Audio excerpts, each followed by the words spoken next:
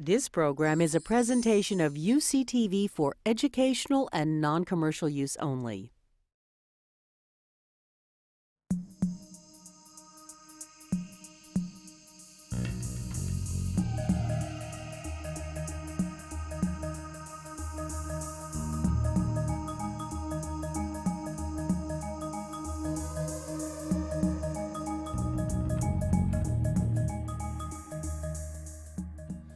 It's tough right now. It's tough both in the state capitol and in Washington. Rarely have our leaders been as tested. And what I would like to do a little bit of as I go forward here is sort of give you a sense of what Congress was like when I first came to work in Washington in the mid-'60s. Briefly, my congressman that I worked for had misjudged the Reagan Revolution was still luxuriating in the LBJ sweep and lost his office in 1966. Something that I kind of learned the hard way was never, ever be self-confident. Don't be overconfident. Be alert to the political challenges that are out ahead of you. I guess I hadn't learned that lesson. I wouldn't have been reelected in 1994 when I think I won with 48.4% of the vote. God bless the libertarian. So I'm here to tell you that the Congress was a different place, even in 1978 when Bob and I arrived. Certainly changed fundamentally in 1995 when Newt Gingrich led the successful Republican revolution. And it is today a very different place than it was then. And it's a really interesting, if you look at the sort of sociology of the Congress, and I'd like to do that with you a little bit. When I first came, Congress was mostly white, mostly male. The differences I think you could have almost analyzed as, well, there were Rotarians and there were Kiwanians, and there weren't very many Seroptimists. They were not people who had fundamental differences, even though they had different parties. There was no Roe v. Wade and no deep cultural divide. Sure, there were people who represented urban and rural and suburban constituencies, but we were, at that time, much more likely to socialize across party lines. People would come to Washington for 6 months and return to their district for the other 6 months. Lindy Boggs, who was a great congresswoman from New Orleans, whose husband Hale had died in a plane crash in Alaska. Cokie Roberts from your NPR mornings. The daughter, Tom Boggs, one of the leading lawyer lobbyists in Washington. Lindy would talk about how they would socialize on weekends. Families would get together. You didn't demonize your partisan opponents because you knew them too well. They weren't people who were, caricatured enemies, people you went up against. They were people you actually came to know and like. And that was changing even in the 70s when, the Watergate class arrived with such great fanfare in 1974. Even then, given the bitter after effect of Watergate, there was still a good deal of camaraderie. More and more of it was perhaps developed on those terrible politically toxic boondoggles travel overseas. It's never popular to travel, You're always vulnerable to an attack piece in the election context. But, it really was a place where members would get to know people who were from other parts of the country, who they had probably little in common with on the surface, but they had a common bonding experience. They spent a lot of time together in a very constrained environment. They were forced to get to know each other. And frankly, it fit in with the way in which the body functioned. We had people who were called bull weevils. Those were Southern Democrats, pretty conservative. Some of them more progressive on civil rights as time went on, but most of them pretty much traditionalist on those kinds of issues. They were economic conservatives. They were planters and bankers, and they were Democrats because everybody was a Democrat, at least up through the 70s and 80s. And Republicans from the Northeast and from California even. I think of Congressman Maillard from San Francisco, one of the last Republicans to represent it. I think Milton Marks might have been another one in the state legislature. But these were people who were socially pretty liberal and often voted for things like anti-gun amendments. But they were Republicans, and they actually, in some ways, were balance wheels with these bull weevils, gypsy moths and bull weevils. Some people like that. You know, just kind of one insect for another.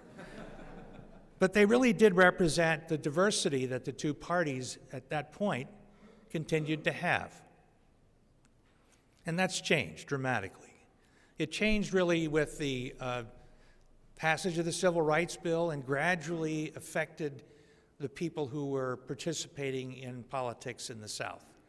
We had more and more reapportionments that allowed African Americans to have districts. And normally it was done in concert with Republicans who ended up winning more of the rest that were white and conservative. Now that's begun to change back a little bit in the recent past, but it's still a phenomenon through most of the time I was in Washington. And we saw most of the moderate suburban Republicans replaced with Democrats.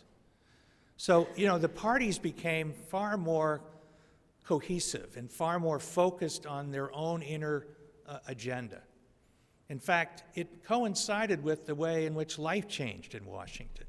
No longer were you bringing your children to Washington and going home to the district, with very little visits in between. More and more now, you were on the airplane.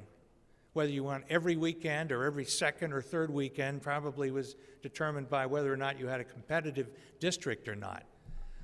You were probably on the cell phone and now the BlackBerry when you might have been conversing with someone on the House floor. You became more and more an individual political entrepreneur rather than a member of a party or a movement. You knew that if you were going to get reelected, you had to raise the money and do it yourself. The party would help, perhaps in that first opportunity to win a seat of the other party or win an open seat, but pretty much you had to learn to fend for yourself. You had to be an independent when it took that to satisfy your constituency, and a member of the party when it would only do you the most good.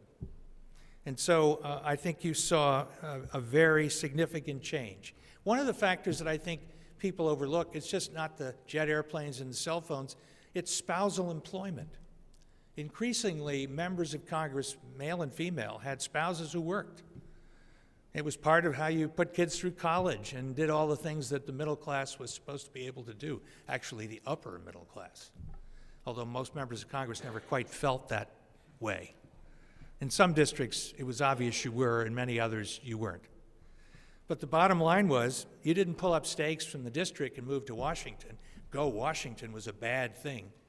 Some people were talking to me yesterday about what brought Tom Daschle down in his last Senate race.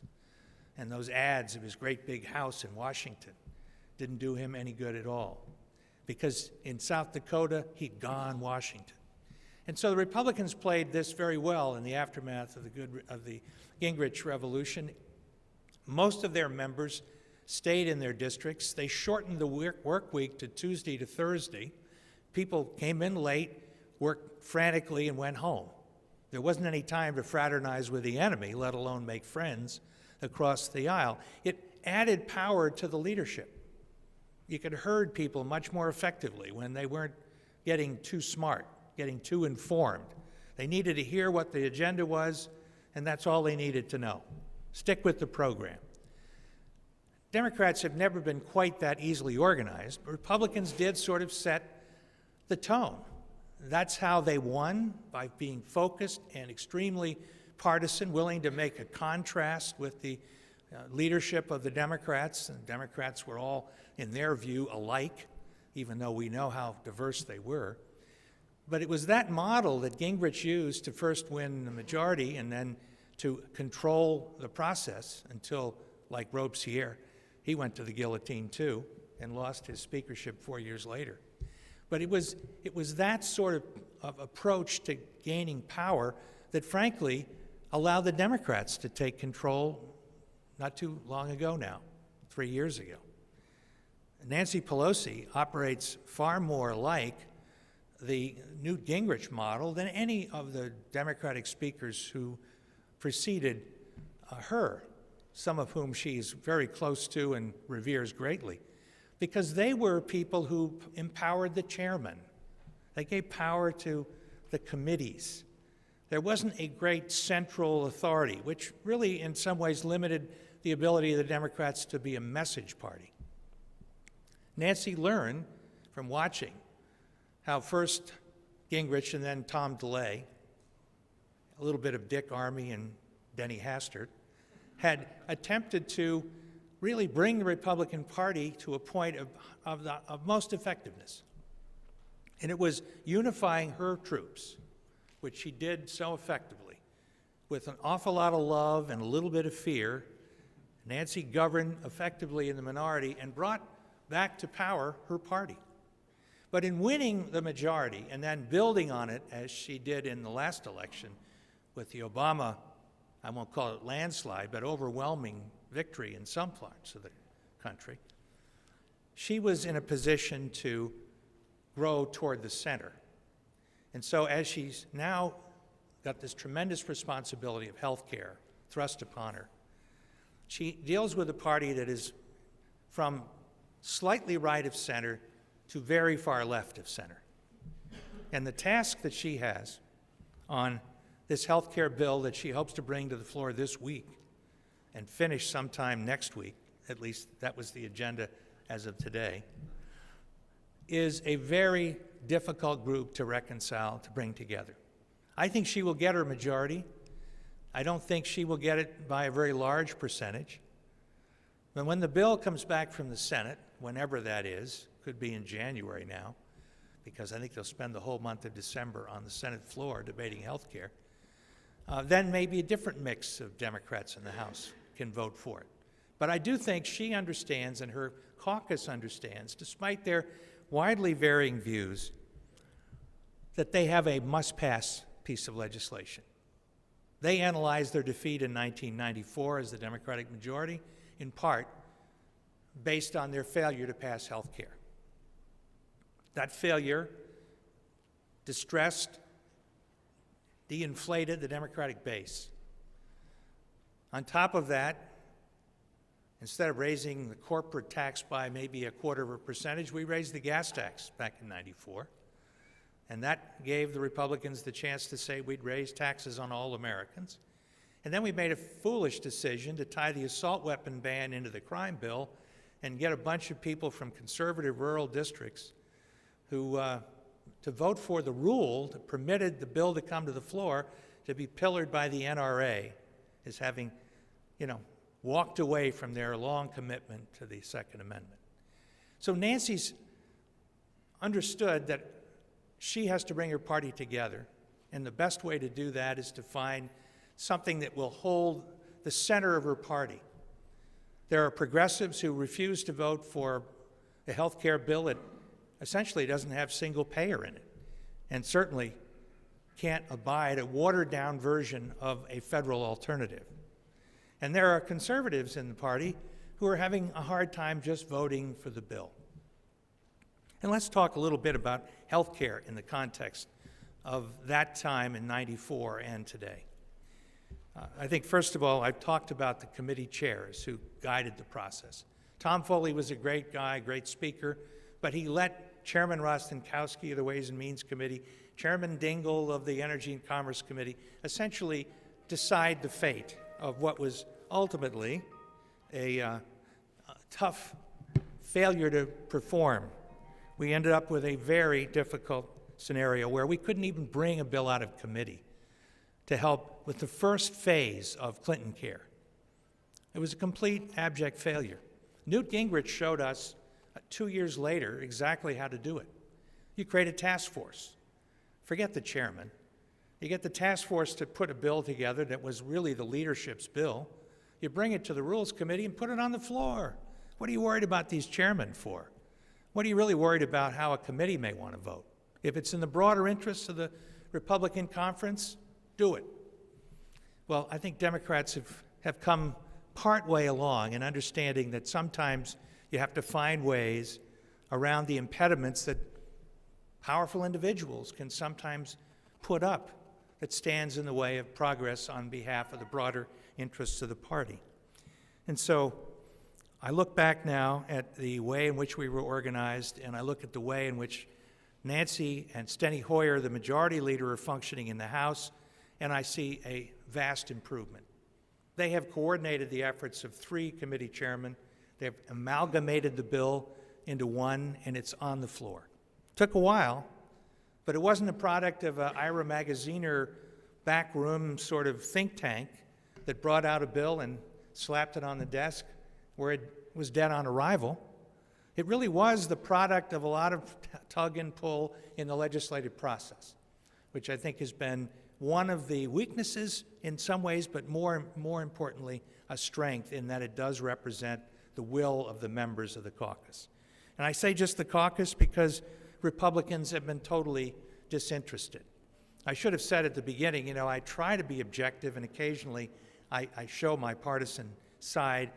Republicans have taken on the Reagan mantle here, and I don't mean Ronald, I mean Nancy. Just say no. And it really has been their watchword on almost all of the major bills this session.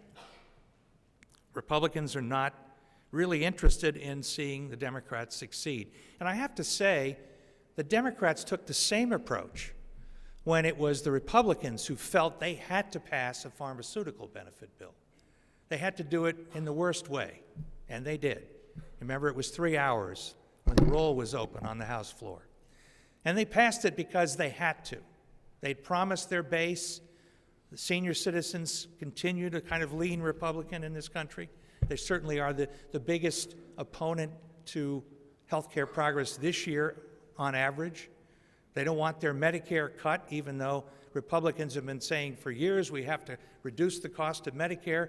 This year they're running ads all over the country, not here because it doesn't do any good, but in most red states saying they're going to cut $500 billion out of your Medicare. And so the seniors tend to be opposed. We also have a difference in the media these days. In those days, we still had a lot of opinion-making editorial pages. We had a lot of in-depth coverage on health care. You really have to struggle now to find a Robert Pear at the New York Times or some of the others who cover health care in a knowledgeable way. I mean, there are a few in public broadcasting, but today it's very superficial. Most people get their information out of advocacy media, whether it's the left on the blogosphere or the right on talk radio and the right on Fox and the left on MSNBC. You know, we all go where we have to go to get people who tell us what we want to hear. And we even live in communities where we don't have to find too much difference of opinion with our neighbors. You know, we sort of self-select in this society. And so we are warring camps, lobbing rhetoric back and forth, and our political leaders who like to raise money online and in telemarketing play right into that. It's not conducive to getting compromise or getting consensus in the broader body. Right now, I think Democrats would be happy enough to have it within their own caucus. We had Harry and Louise, though. And today, television spots are still most important. Harry and Louise have shifted sides, by the way. They were a major problem last time, even though they didn't get a lot of exposure. It was the free media that picked it up. Remember, there's got to be a better way, they said, you know, which is to say, not this, something else, but not this, you know, but nobody ever gave them the alternative. There wasn't one. And there hasn't been one during the remaining 12 years of the Republican majority. Today, they will advocate giving everyone a tax credit to go out and buy a health insurance. Of course, forgetting about whether you have a prior condition or a chronic illness or what have you. There's really no alternative to whatever the Democrats can come up with other than no. And the media is playing into that. I mean, we had a summer not only of, you know, contentious town hall meetings that were chronicled on cable, but we had television ads pounding away on the cuts to Medicare. The death squads, remember? The people who were going to pronounce thumbs down on grandma. Nothing to it. In fact, a Republican senator from Georgia had wanted to make mandatory something that the Democrats said should be optional, and that was to reimburse a physician who responded to the request of a patient's family to discuss end-of-life procedures. That became they're out to kill grandma. We're going to take care of all the illegals. Well, illegals will get cared for, but not at federal expense. It will come out of the local taxpayers or the other insurance payers. But today, we all pay about $1,000 more on our family policy, covering the uninsured. So this wasn't just about the moral imperative to be the last industrialized country in the world to cover everybody. It was an economic incentive, not just to try to reduce the overall cost of health insurance for all of us. It was also, really, frankly, to bend, as you've heard, the cost curve. How do we cut the cost of health care, which is blown through 20% of our national economy and continues to go forward, while we still have really pretty pathetic health care indices. If we look at the degree to which we take care of our people in this country less effectively than many of the other people who are nowhere near as affluent, but do a better job of getting care to all corners of their society. There's no question that the deficit, it makes things much more difficult today.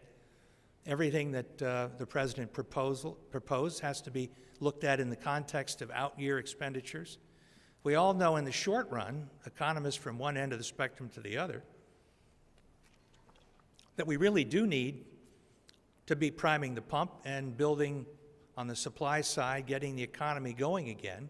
At some point, and this is the debatable one, we need to begin to shut down on federal spending and bring our percent of GDP for national debt down to something in the historic range of maybe 1% to 2%. And this is not just a nice thing to do because it makes us feel better, although it does. Most Americans are hoarding cash and sitting on their money right now because they have the same need that the government does. Of course, that's a little bit detrimental to kicking the economy into gear, but it's a human instinct. And there is, just as there was in the Roosevelt era, a pressure on Congress to rein in spending, perhaps prematurely, perhaps counterproductively. But it certainly colors the debate on health care. And so there's a tremendous amount of pressure to raise the revenues and to cut the spending in the internals of this bill so that if it doesn't reduce the deficit, certainly won't expand it. And there is hope that there is some fundamental reform in this. It doesn't get a lot of discussion. But physician groups, which we know well in California, with capitated programs, cut health care costs. The Medicaid costs in California, Medi-Cal, are half what they are in New York State, because there they rely on fee-for-service. And here we often give that care in groups that drive down the cost. People at the Kaiser Permanente groups are aware of how that capitation has worked for those like me who've been in that program for some 40 years. So there is a lot of different economic environment in which we have to work this time around. There is one constant, though, employer mandate. Bill Clinton, Hillary, and the current administration have concluded that building on the existing system of employer coverage is the way to go. It's easy to say that, but it gets much more complicated. Do you mandate coverage? And if you have the refusal of the, say, small business entity to provide it, do you make them pay a fee? And how big should that fee be? If you are going to set up a federal alternative, does that suffice as a place for the small business or the sole practitioner to take their health care in order to get insurance that would be perhaps competitive with a large corporation could obtain for their broader workforce? Can you somehow blend in enough people in that form of employment that you can take the sting out of some very expensive health care requirements that can blow up the plan for a small business? Somebody's very sick, it just raises the rates on everybody. So a broader insurance exchange, which this bill contains, and an alternative that will be there for people who otherwise fall through the cracks. And then, of course, do we incentivize individuals to sign up for that? And if we don't incentivize them enough, will we still cover enough? Because even the best estimates are that we're still going to leave a certain percentage of people in this country uncovered, at least initially. So it's a very, very different bill than the bill that we attempted to pass and got very little traction with back in 1993. But in a fundamental way, it does continue to base the employer as the centerpiece of coverage in this country. What it really tries to do is to give employers, whether they're self-insured or whether they contract with health insurers, profit or nonprofit, an opportunity to improve the benefit package they offer, and hopefully at a declining cost going forward. Now, I did want to take questions, and I know a lot of you probably would love to participate. I hope you'll take me in some new directions, and I hope at the same time you will challenge perhaps some of the things I've said. You know, I don't even know it anymore when I shave the truth. I try not to, but occasionally it's just instinctive. So I guess what I would like is a little interaction with you on healthcare or on the Congress, the kind of people who are showing up there. It is a much more diverse institution, much more like America. And because America doesn't talk to each other very effectively, we ask our members of Congress to do it. And it's not all that easy for them either, because they come with all the biases that we have, all the prejudices, all the instincts, and occasionally those clash across the aisle, within the caucus, in conference. So, you know, we, I think, sometimes denigrate our elected officials. There are those who fail us and those who really aren't up to the challenge. But it's amazing the number of people who rise to the occasion, who show courage, who are principled when you could find it so easy for them to give in to, you know, whatever the popular view of the moment is. And they come in all shapes and sizes these days. They are more and more reflective of the kind of community we have in California, let alone the country. And so I leave for a moment here with those thoughts, because while I don't look back with a desire to serve once again, I do look back with tremendous pride and satisfaction and real recognition and respect for the people that I served with by and large, and the people who have continued to come after. We have avoided what I believe is a plague in Washington, term limits. The average member only serves probably 6 to 8 years at best, and people only focus on the people like John Dingell who've been here 50 years. They don't understand that turnover is the norm, and there are an awful lot of new people coming in the door 50, 60, 70, almost every term. But the quality of people continues to be high. They are not all in sync on ideology, but increasingly really prepared in their life experience. It's no longer only lawyers need apply, to really represent the diversity of the country. So with that, I'd love to hear what's on your mind. Thank you very much.